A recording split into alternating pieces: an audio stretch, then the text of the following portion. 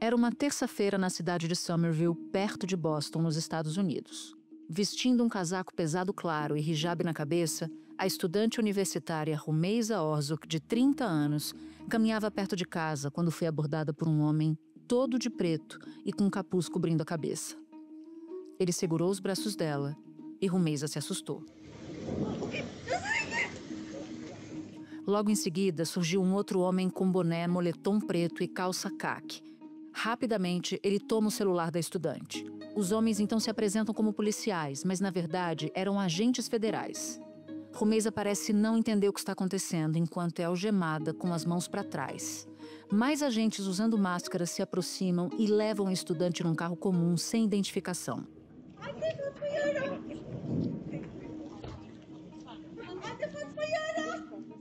Rumeysa é cidadã turca e faz doutorado na Universidade de Tufts.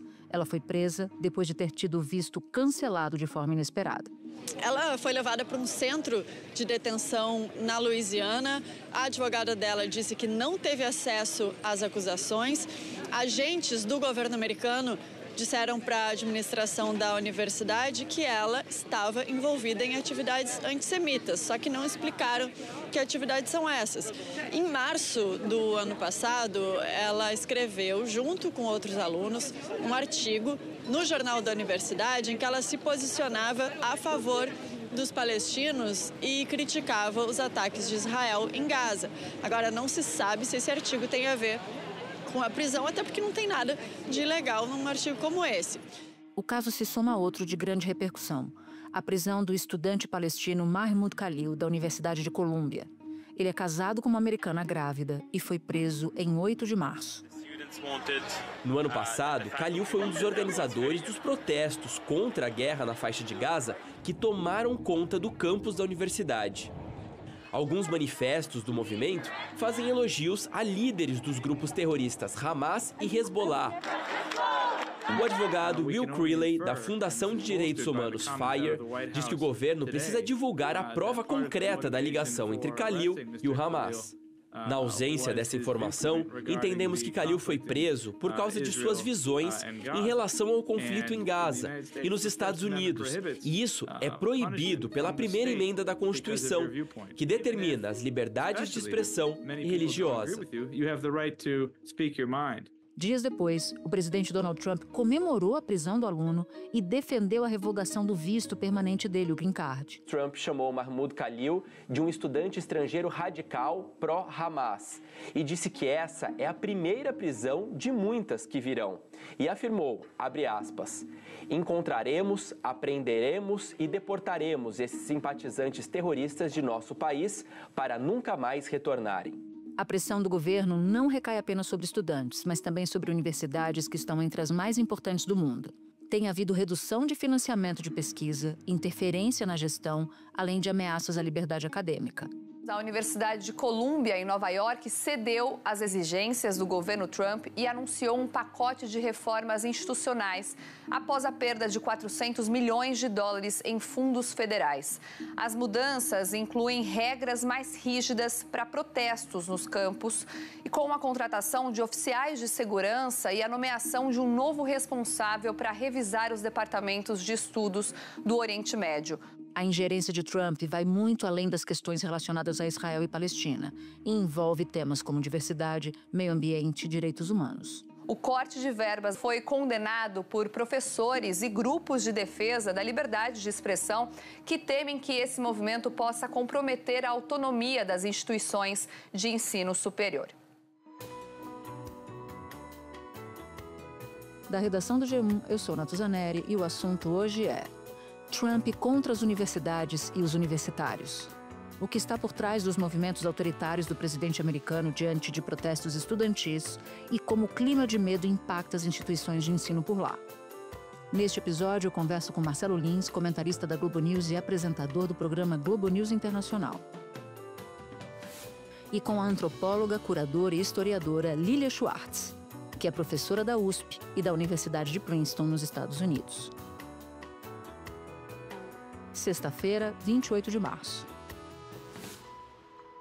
Lins, a gente tem visto o que está acontecendo com estudantes, com as universidades, e é por isso que a gente está aqui hoje para tratar desse tema. A gente tem visto estudantes, por exemplo, de universidades que são alvo de prisão, de deportação, sem grandes explicações, muitas vezes sem nenhuma explicação, e vistos sendo caçados. Ou seja, gente que está regular nos Estados Unidos é abruptamente tirada da sua vida e mandada embora. O presidente Trump afirmou que mais prisões vão vir, ou seja, dá todos os sinais de que isso não vai parar, pode até se avolumar.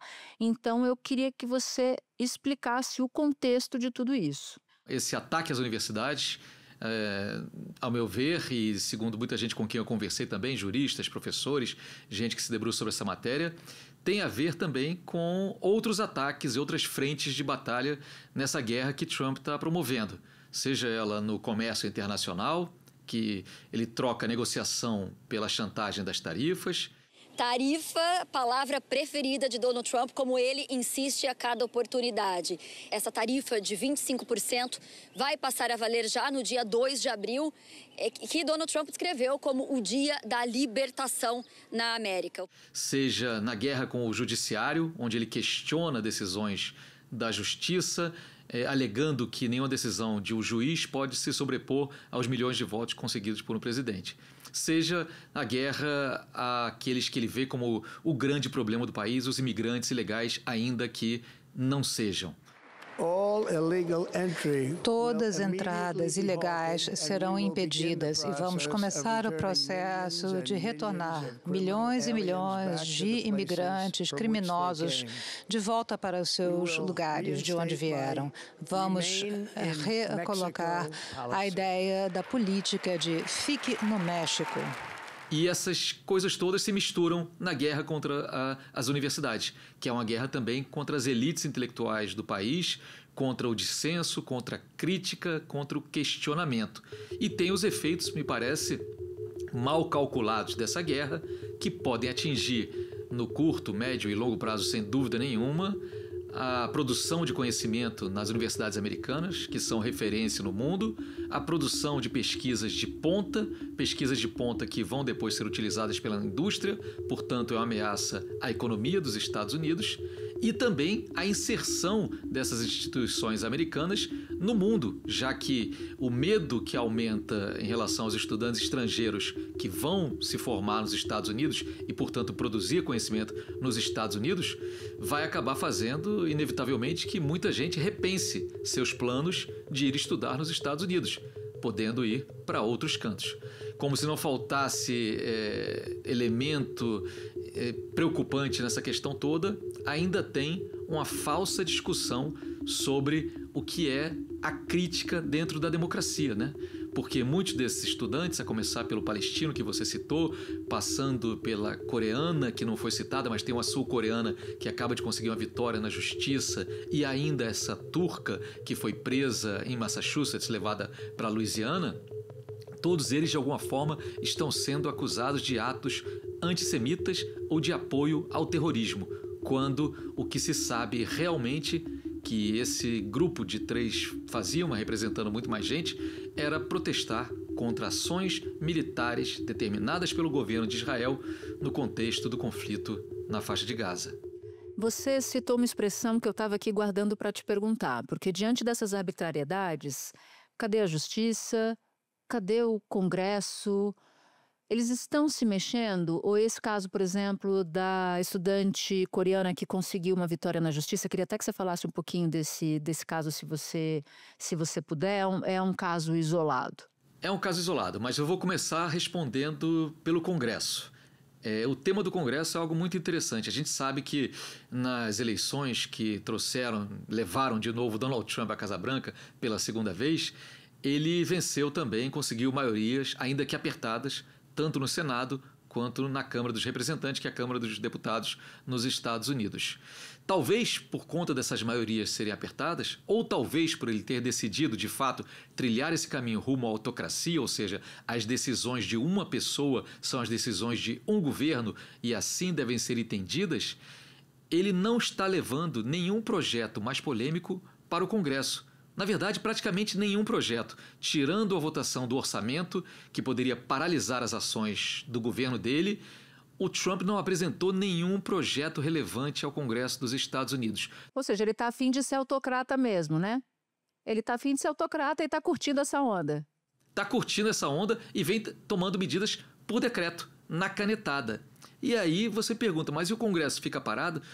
Até esse momento, sim. Estranhamente, sim. Há uma paralisia da oposição democrata e daqueles que a gente quer acreditar que dentro do Partido Republicano ainda existam, que são democratas também, que para além de uma fidelidade ao presidente Trump, também tem uma fidelidade à Constituição dos Estados Unidos e aos princípios basilares do sistema democrático. No entanto, o Congresso tem estado muito calado. Na justiça, eu diria que a situação é um pouco diferente. E ainda bem para a democracia dos Estados Unidos e para o que ela representa para o mundo. Porque se a justiça também acatasse as ordens sem nenhum tipo de questionamento, aí é que estaria completo o ciclo que leva essa democracia para a autocracia. E, no entanto, muitas das decisões tomadas por decreto por Donald Trump têm sido contestadas na justiça. O problema é que as decisões são imediatas e passam a valer muitas vezes assim que são assinadas. E as decisões da justiça, elas passam pelos trâmites legais, que dentro de uma democracia tem um processo, tem um tempo e tem um rito. Então, por isso, parece que às vezes também uma paralisia. Mas, por exemplo, se a gente pegar alguns casos, aquela decisão do Trump de deixar de conceder automaticamente a cidadania americana para quem nasce nos Estados Unidos foi contestada na justiça e está suspensa. Crianças que nasceram aqui, filhos de pais que não tenham residência permanente ou não sejam cidadãos americanos. A informação era de que seria apenas daqueles filhos de imigrantes em situação ilegal, que por si só já seria uma medida radical e que iria contra a Constituição americana, que garante o jus solis. Jus solis é, se você nasceu nos Estados Unidos, você tem direito à cidadania, não interessa o status imigratório do seu pai. Já seria radical, mas não diz respeito apenas aos imigrantes em situação ilegal. Quando você lê a ordem executiva do Trump, fala que inclui também aquelas pessoas com vistos temporários. O mesmo vale para a questão das deportações em massa, como essas últimas agora, de suspeitos venezuelanos deportados para, não a Venezuela, mas para El Salvador. Também foi contestado por um juiz. No entanto, a alegação do governo americano foi que quando essa ordem da justiça para suspender a deportação chegou, os aviões que levavam os deportados já não estavam mais no espaço aéreo americano. Mesmo assim, não estão totalmente aprovadas essas decisões. Poderão ser revistas e o governo poderá ter que voltar atrás. E agora? Você me perguntava especificamente sobre estudantes. Estão sendo questionadas as medidas tomadas. Em relação à última que causou furor no mundo inteiro, que é essa prisão que parece um sequestro de uma jovem estudante turca, em Massachusetts, está sendo questionado inclusive por que ela foi levada de Massachusetts para um centro de detenção na Louisiana. Nem isso poderia ter acontecido. Portanto, esse caso não está acabado. Do estudante palestino também está judicializado e pode mudar a decisão no final das contas. E da estudante sul-coreana, da qual eu falava, que vivia nos Estados Unidos ou vive nos Estados Unidos desde os 7 anos, o caso dela é mais interessante, porque houve uma decisão também determinando sua deportação, mas quando os agentes chegaram na casa dela, ela, já sabendo que estava sendo procurada, não estava em casa, se escondeu e processou o governo americano na justiça. A justiça acatou seus argumentos, dizendo que não havia nenhum indício de que ela tivesse colaborado, apoiado, feito nenhum tipo de ação que significasse uma concordância com o terrorismo ou com o antissemitismo. Portanto, a decisão relativa a essa sul-coreana está suspensa também nesse momento. Basta para conter esse trator de truculência? Me parece que não, mas são movimentos na direção certa, se a gente entende a direção certa como sendo a de preservar a democracia. No entanto, também há movimentos na direção contrária. E aí tem gente cedendo à chantagem do governo. Eu mencionaria a Universidade de Colômbia, que por medo de perder financiamento de bolsas no valor total de 400 milhões de dólares, acatou ali um índex, uma lista de palavras e de temas impostos por Donald Trump, pelo governo dele, que são proibidos agora. Portanto, protestos contra as ações de Israel não serão mais vistos no campus de Colômbia, em Nova York. Ações que possam questionar o governo israelense, não o judaísmo, nada, tampouco serão toleradas. E Colômbia aceitou isso. E assim como Colômbia, alguns escritórios de advocacia muito importantes em Nova York e nos Estados Unidos como um todo também têm se curvado às pressões do governo. Aliás, eu recomendo a leitura da coluna do nosso amigo e colega Guga Chakra sobre esse tema no jornal o Globo. Você estava citando Colômbia e eu mencionava o caso do Mahmoud Khalil, aquele estudante palestino casado com uma americana que espera um bebê dele, inclusive, que está prestes a ser solto. A previsão da soltura dele era hoje, o dia em que a gente grava. Na hipótese dele ser solto, é certo que ele vai ser deportado, Lins? E eu já engato uma outra pergunta. O que o caso dele pode servir de alerta para outros estudantes? Eu acredito que se solto o Mahmoud for, e mesmo assim ele for deportado a partir dessas premissas que não são comprovadas nos fatos de que ele seria um apoiador do terrorismo e do Hamas, isso será uma sinalização muito ruim para aqueles que defendem a democracia nos Estados Unidos, mas também para aqueles que têm os Estados Unidos como a referência de democracia mundo afora e defendem também, portanto, a democracia mundo afora. Será muito ruim e vai comprovar apenas que estamos numa encruzilhada civilizacional muito perigosa a partir do que tem acontecido nesse início de segundo governo Donald Trump. Se ele for solto, mas conseguir permanecer nos Estados Unidos, a sinalização será exatamente no sentido oposto, de que sempre valerá a pena questionar, protestar, coisas que estão, inclusive, no cerne do papel de estudantes universitários. A universidade, para além de ser centro de produção de conhecimento, a gente sabe, é também o centro de discussões, de debates, de embate de ideias, de troca de experiências e, eventualmente, sim, de mobilização para protestos, de críticas a ações do governo, de um governo específico ou de vários outros governos. E a gente já teve, Natuza, em outros momentos da história contemporânea dos Estados Unidos, momentos em que a universidade também foi alvo de grande repressão. E aí eu citaria especificamente os protestos contra a ação dos Estados Unidos na Guerra do Vietnã, ali na virada dos anos 60 para os anos 70 do século passado. Naquele momento, grandes mobilizações tomaram as principais universidades dos Estados Unidos e foram enfrentadas pelo governo com repressão, eventualmente até com presença militar em alguns campi universitários.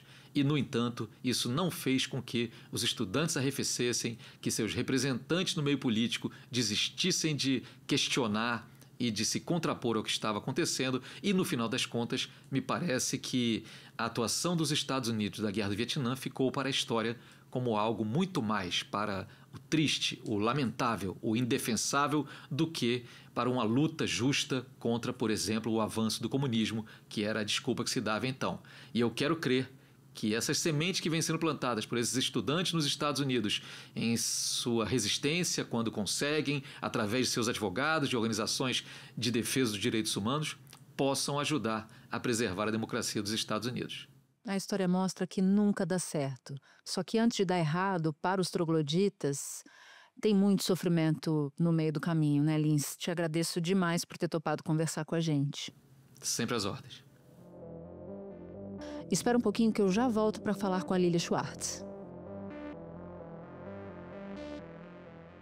Lilia, você está na Universidade de Princeton nesse momento e eu queria aproveitar para começar a nossa conversa te perguntando quais foram as suas impressões desde que você chegou ao aeroporto nos Estados Unidos em relação ao tratamento a estudantes e professores? Eu estou, sim, na Universidade de Princeton. Eu tenho esse compromisso com Princeton desde 2009, né? Eu passo, primeiro passava 3 meses, agora passo 6 semanas, né? Para poder acomodar Princeton com a USP, né?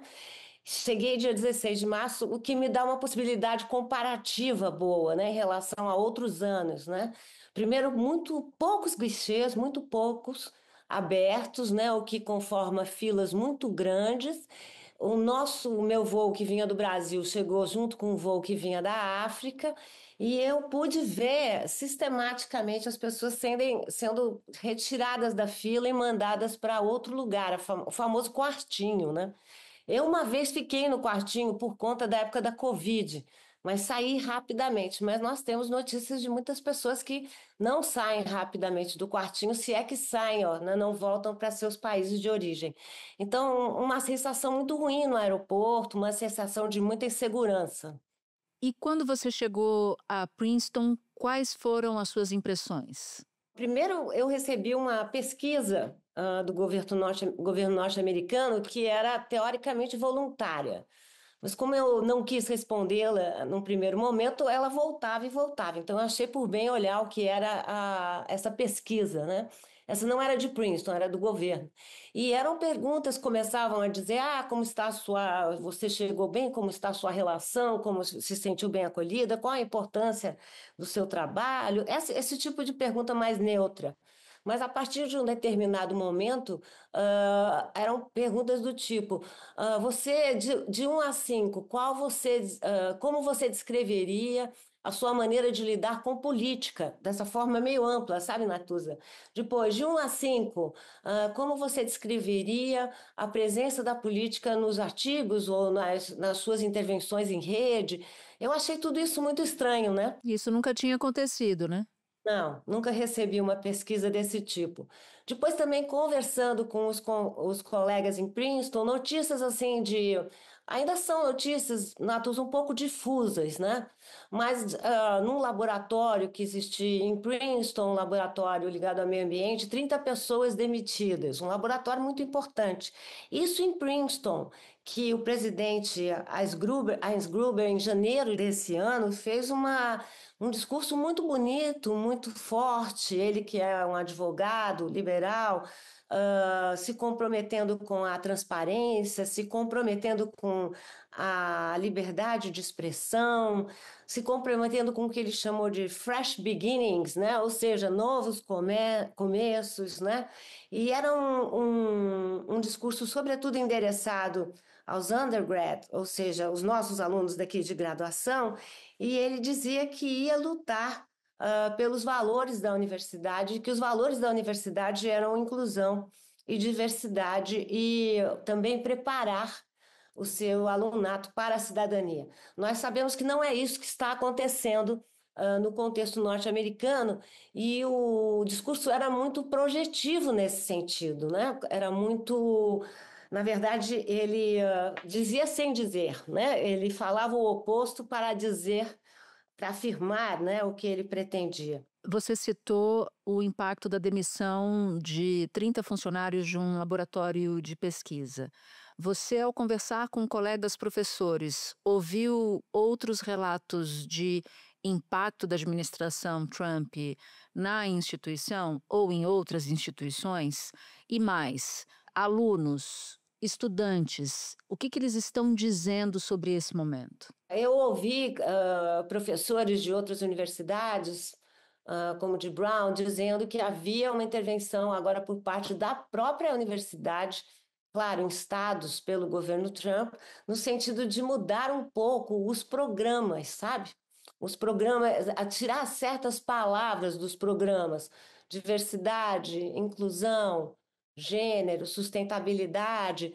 Claro que as pessoas todas estão mudando, né? E quando dão suas aulas tem outro tipo de atitude. Mas isso já significa uma forma de atuar muito própria do governo Trump, que é a coerção, né? É uma política de medo.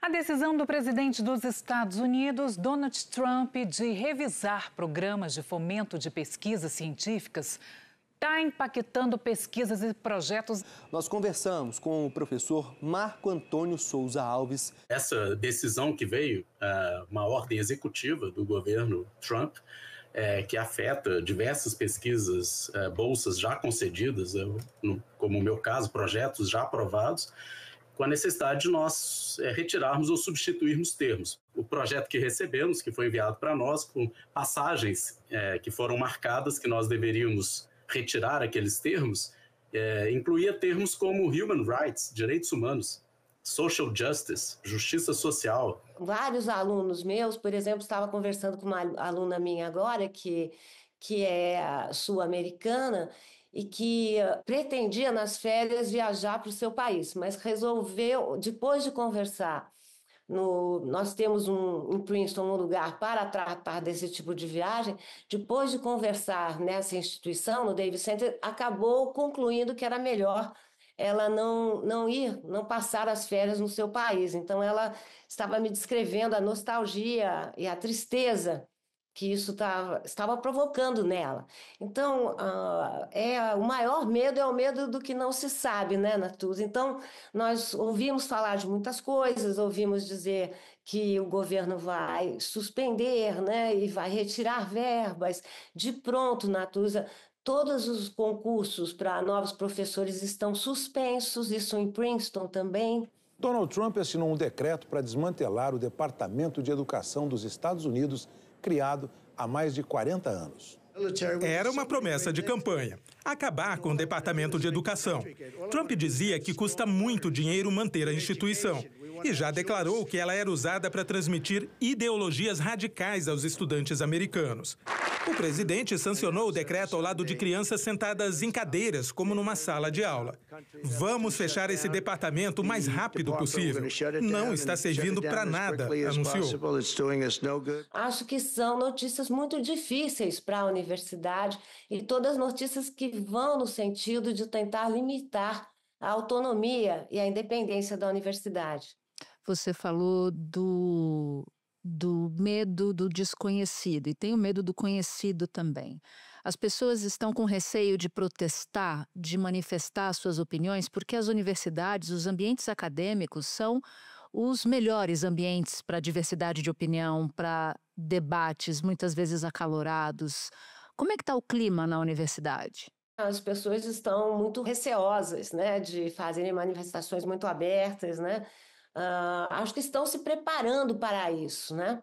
Nos Estados Unidos, hoje, aluno estrangeiro, mesmo que tenha o green card, mas com visto de estudante, nenhum deles vai participar mais de manifestação. Estão em pânico. Tem medo. Claro que isso vai ter um efeito no longo prazo. Em algumas carreiras, algumas pessoas optarão por ir estudar na Inglaterra, na França, no Canadá. Os países do Golfo já importaram universidades americanas. Por isso que eu comecei citando o discurso do presidente de Princeton, que é uma pessoa sabidamente um liberal, né? Mas as pessoas estão se preparando para o exercício da liberdade de expressão, estão se preparando para que a universidade possa bregar. Há um teórico na Universidade de Princeton que eu gosto muito, que se chama Arcádio Dias Quinones Dias, me perdoem, que ele tem um ensaio que se chama A Arte da Brega. O que é isso? Quando você sabe que você tem um inimigo que é mais forte que você recua para poder atacar. Então ele diz que em Porto Rico, as pessoas sempre dizem que tem uma situação muito peculiar em relação aos Estados Unidos, não é verdade? São quase que cidadãos de segunda classe.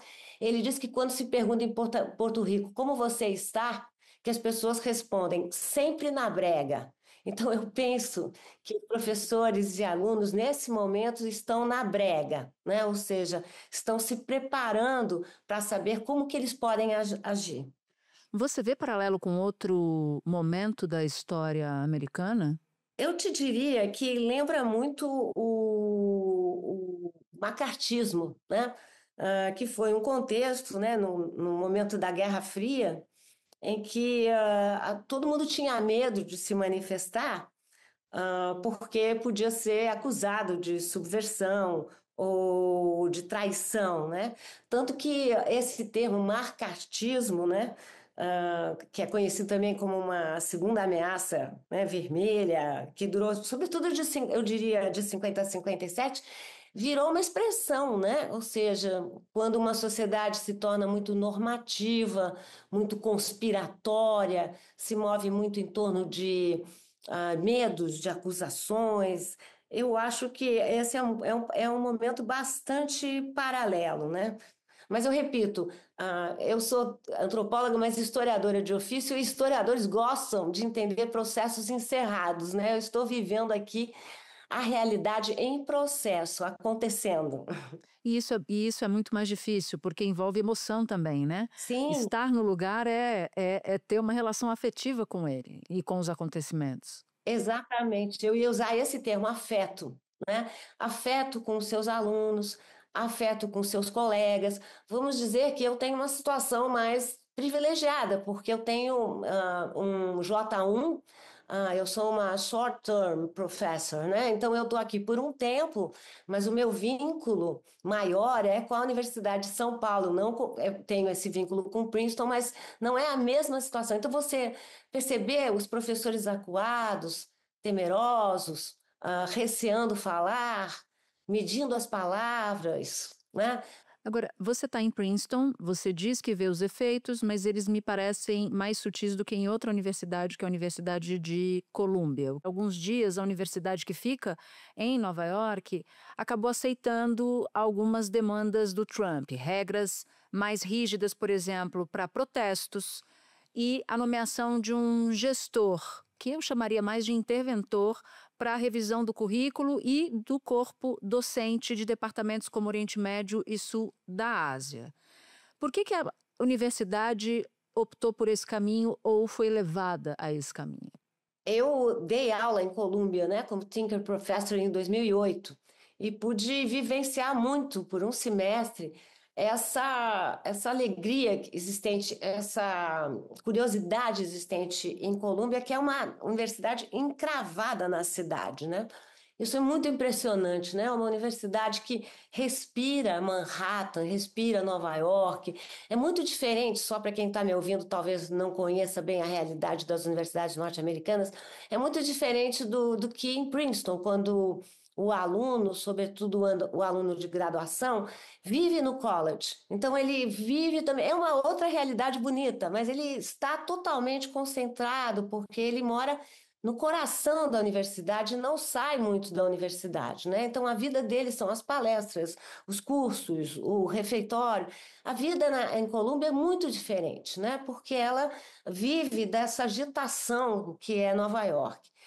E o que aconteceu é que, na minha opinião, Donald Trump está tomando, sobretudo, Colômbia como uma espécie de símbolo da repressão que ele pretende fazer, né? O corte de verbas aconteceu por causa de alegações de falha da universidade em combater o antissemitismo, principalmente depois dos protestos relacionados à guerra entre Israel e o Hamas. Colômbia foi muito ativa nos protestos referentes à guerra palestino-judaica, né? E estavam executando, na minha opinião, a sua função de livre-arbítrio apenas e tão somente, não foram e isso gerou um escândalo na sociedade norte-americana e Trump atuou rapidamente sobre Colômbia. De novo, estamos falando de coerção, né? Ou seja, a Colômbia teve que recuar porque as universidades, mesmo que privadas, elas dependem de fundos públicos também. Então, a nova administração norte-americana está sacrificando a legislação, porque está tomando medidas ao arrepio da lei. E mesmo assim, Colômbia deu 2 passos atrás. Eu acho que está bregando, como eu disse, né? Ou seja, vai segurar os protestos por enquanto, vai tentar intervir, mas não intervir demais, sabe esse tipo de coisa? Nós conhecemos muito isso no Brasil, né, Natuza? Como é que a gente brega, né? Enfim, como é que a gente dá um jeitinho por vezes, né? Mas as consequências são muito grandes. Eu penso que não há universidade norte-americana que não esteja de olho no que vai acontecer em Colômbia, né? E veja que Colômbia deu 2 passos atrás sem a certeza que terá os seus fundos, os mesmos fundos vigentes, né? Não há essa certeza. Então, é uma situação muito séria, muito triste e que traz inúmeras consequências, um efeito em cascata, eu diria, em todas as universidades norte-americanas e eu diria que no Brasil também, né? Porque nós também estamos de olho nesses novos autocratas, né? Que são são esses mandantes que chegam ao poder seguindo o rito democrático, mas quando estão no poder, sequestram todos os valores da democracia, dentre eles a liberdade de expressão. E isso, além da violência, né, que é não poder dizer o que você pensa, numa sociedade cuja Constituição é marcada por se dizer tudo, né, de coisas maravilhosas até as horripilantes, é muito difícil, mas eu te pergunto qual deve ser a resultante para pesquisas acadêmicas, a resultante para a produção de conteúdo, até mesmo para o financiamento de bolsas de estudo para estudantes estrangeiros, porque eu imagino que isso também esteja sendo barrado, né? Eu cito sempre uma máxima do conselheiro Aires, que diz que as coisas só são previsíveis quando já aconteceram. Então, nós estamos na boca do furacão, né? O conselheiro Aires, esse personagem incrível de Machado de Assis, da galeria de personagens incríveis de Machado de Assis. Mas, por exemplo, eu já tenho notícias de alunos brasileiros, latino-americanos, que tiveram suas bolsas suspensas por hora. Todo mundo diz por hora. Eu também já tive notícias de alunos que tiveram bolsas aprovadas e que estão sendo obrigados a mudar certos temas e certas questões que orientam os seus projetos.